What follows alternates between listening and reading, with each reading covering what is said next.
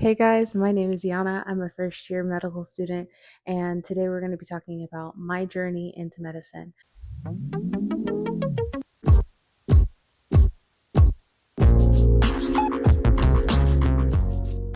So, before we get started, I want you guys to make sure that you hit the subscribe button and make sure that your bell notifications are on so you can get a notification every time I upload.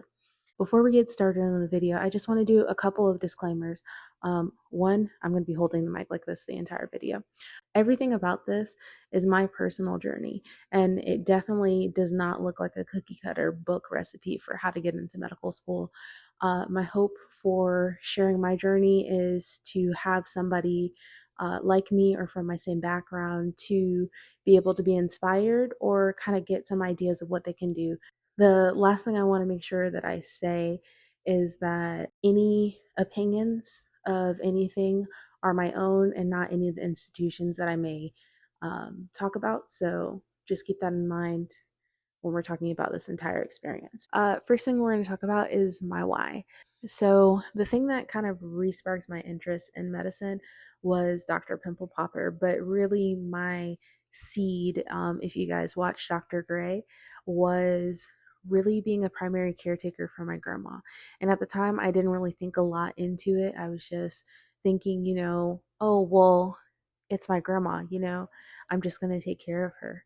I think really seeing that and seeing how her doctors reassured her despite that lack of trust is really did help me pursue, solidify why I want to be in medicine. That kind of was the kick in the butt for me to go and shadowed a doctor and to start seeking out programs like the Explorers for Medicine program, where I got to have a little bit more experience. And in high school, that's really where I solidified that I wanted to become or go into the medical field. Outside of wanting to help people and liking science, like the pre-med starter pack, I want to take the second to read you guys a part of my personal statement that I think really resonates for my reason why. I aspire to be a physician that diversifies the field of medicine through mentorship and advances the possibilities of treatment through research. I want to do this by earning my patients' trust through transparent and thorough communication. And my personal statement really touches on every single part of that. And if you guys want to hear my personal statement, we can definitely go through that in a later video. Just comment down below. All right, so the next section is my education. So I mentioned a second ago that high school is when I really decided that I wanted to be medicine. Before I decided medicine, I wanted to go to school for culinary arts, had set up a lot of my college applications to get ready for that. I ended up going to get my bachelor's of science in cell and molecular biology and a bachelor's in chemistry with the concentration in medicinal chemistry. So, just a brief overview of why I chose two majors is again, pre med starter pack. I thought I had to have biology in order to um, be able to, get into medical school. Really and truthfully, you just need to take the prerequisites. But I knew going into choosing biology that I did not have a interest in zoology or whatever the plant one is. Those just weren't my jam. So I already knew that I wanted to go on a more cellular base of things. So I ended up choosing cell and molecular biology, which essentially just covered all of the prereqs for med school. And I was also, Augusta University is where I did my undergrad, and we were attached to the Medical College of Georgia. So there was a lot of crossover, and we had pre-med groups and stuff like that that interacted with the med students at MCG. Anyways, I found out somewhere later along the line during my biology degree that it was only a couple courses to get a minor in chemistry, and I liked it enough. I said, why not? Um, and I ended up loving chemistry. And so I found out there was only like maybe 3 to 5 more classes that I had to take in order to get a double major. Found out that I really loved chemistry. Almost wish I could ditch biology at that point, but I was already so far gone in the process that I went ahead and finished both degrees. So that is my education in a nutshell. I took 2 gap years after I graduated. Right, so the next section, we're going to talk about volunteering and shadowing experience. So I did not do a lot of either of these. And really, that is what pushed me to push my application back the first time that I was going to try to apply. I never finished the application process because I thought that I just wasn't ready. And newsflash, you never get ready. You never feel okay to submit. You never think you're 100% ready. You just have to kind of pull the plug. For my volunteering experience, I had done a couple of like general things my first and second year of college, and my junior and senior year, I was planning on, doing a lot more health related stuff and do a lot more of my shadowing once I knew that I had school under my belt. Did not plan for there to be a worldwide pandemic. And so that cut a lot of my stuff, like all of my plans short. I had to put everything on the chop block and kind of rebuild and restart. Luckily, there was a lot of like online shadowing opportunities.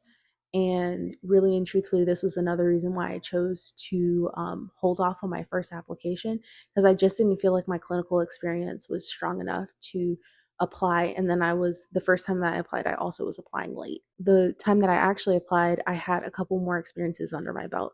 So I was volunteering at a hospital, and then I was also working at a hospital as a patient care assistant. The money, unfortunately, it wasn't good. So I ended up, I could only really sustain that while I was living with roommates, and that situation didn't really like work out well for me. So I kind of needed my own space, and I had to get a higher paying job. So I transitioned into another job as a quality control chemist in the same area. Um, and so I kept my patient care assistant job, PRN, which is essentially I make my own hours. And I would do 4 to 5 o'clock in the morning until 9 when I had to go into my job to do a 9 to 5. And then I stayed like that for a couple of months, just so that I had longevity. So I stayed at the patient care assistant job for about a year before I officially cut it off. And then I also, during my gap years, I worked as a quality control chemist, like I said, in Augusta. And then I ended up moving to North Carolina to be essentially the same thing, a quality control chemist, but I got paid a lot more. So that's my kind of work experience and my volunteering experience all in one. Um, and then for shadowing, I started doing a whole bunch of cold calls. So essentially, I wrote letters, I emailed people, any doctor's offices that were in the area, any physicians that were in the network of my school. I emailed everybody until somebody gave me an answer. I took one of the term breaks and I shadowed there for about a week or 2 weeks. And then that was right before I graduated. And then while I was still working as a quality control chemist, I took a week of vacation and I shadowed my mom's primary care physician. And she ended up writing me a letter of recommendation. So I had a letter of recommendation from her, and then I had 2 previous ones that I had gotten from my school before that. All right, so I kind of already talked about my work experience, so I'm going to skip over that, but we're going to talk about my research experience. So, one thing I'm going to put as a disclaimer for this section is everybody's journey is not the same. I found out that I loved research um, my sophomore year. I remember my freshman year, I was like, I want to do research. I want to do research. I want to do research. I always had that kind of like get and go about doing research and making sure that I actually did it. But everybody was telling me to wait until my sophomore year, which I was glad, because you need to get adjusted to college first before you put more and more on your plate. Sophomore year, I got involved with research, and it was a retrospective study. Essentially, all that means is that we were just looking at past medical history from another clinic. So we were looking at this, we were kind of getting the patient information, and we did a retrospective study on how those in a cardiac rehabilitation center with diabetes improved with the rehabilitation center. That, unfortunately, nothing came out of that.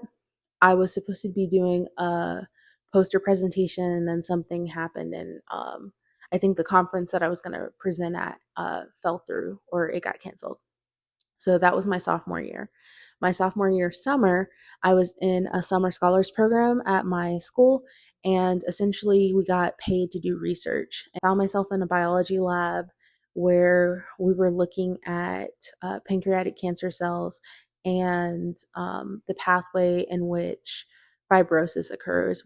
Unfortunately, at the time, I talked to the PI of the principal investigator for that, and she wasn't able to offer me a spot after the summer because her lab was already full. So I had to find my way into another lab. But from that research from that summer, I got to present twice, one at the end of the summer presentation, and then one other time at a conference. And then I also was listed as an author for a publication for that one as well. Once the summer had ended, I was transitioning into another research lab. I found another PI, did this by word of mouth or by my friends at this point. And I found myself my home as modifying the drug metformin, which is a diabetes drug. From that research, I actually got my honors thesis through it, and then I also got a publication from that as well. During my time as a chemistry major, I took a class called medicinal chemistry, and that was with my same PI that was teaching the class, and he opened up a research opportunity for everybody in the class. I was able to get first author on this one. It was a review paper about natural products. The paper was to serve as like a starting base for looking into natural products instead of maybe synthetic ones that we make in a lab, to see whether or not those might be a possible treatment for any antiviral medications. My honors thesis and the actual publication got published a year after I graduated. So I was helping my PI still after I had graduated with reviewing the paper, even though I had technically written it while I was still in school, but reviewing the paper before we submitted and all those other things. There it is, a glimpse into my journey into medicine. I'm so grateful for every single step, every single challenge that I've, gone through, and it's really led me here. I didn't have stellar grades. I didn't have a stellar GPA. My MCAT was, it was at the very low 500s, and I was still able to make it. So I want you guys to know that like it is possible, and there are schools that look at you holistically. Um, and there's a need for diversity in medicine, and that's really the core of my channel. I want to be able to share my experience with you, but also, like I said, I want to be able to mentor people. I want to be able to share my experience so that other people don't have to struggle. um, Really and truthfully, I just want to make sure that the next person behind me has it easier. I'm really grateful for the opportunity, and I know I don't really have a platform yet, but I'm hoping to grow a platform of people that look like me, people that don't look like me, people that are struggling. It's going to eventually be worth it and eventually going to pay off. They say the hardest part is getting into medical school. Right now, I don't know that I can agree with that. Medical school is pretty tough. But once you're here, you're going to work your butt off so that you can stay here because you came in here with a purpose. If it's strong enough, it's going to lead you all the way through. Thank you guys so much for watching. Don't forget to like, comment, and subscribe, and I'll see you guys in the next video. Bye.